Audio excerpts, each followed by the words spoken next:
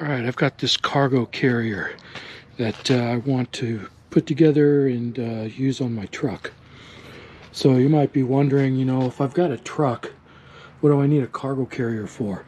Well, I have an off-grid cabin that I'm constantly transporting materials to, and I fill up the bed of my truck and I don't have any room for my tools.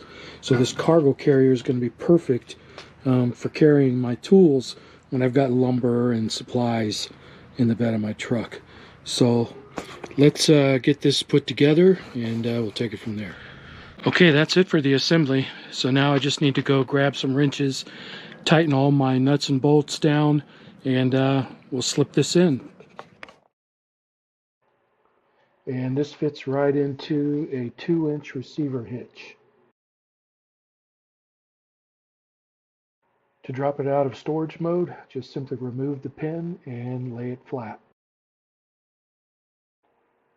Then simply remove the safety pins, fold up the sides, and reattach the safety pins to secure it in place.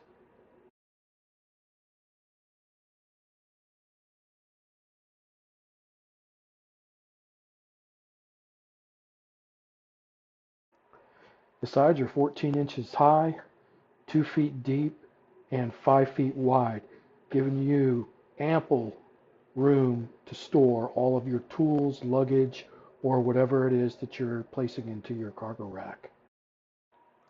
I really like the mesh floor, which makes cleanup a breeze because all of your water and debris just falls straight through.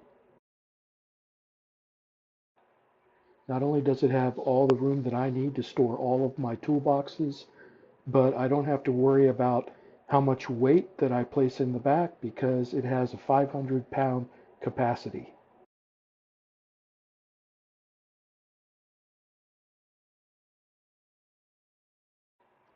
And then when you're done using your cargo rack, simply fold down the sides and then you can fold up the entire cargo rack and place it into storage mode.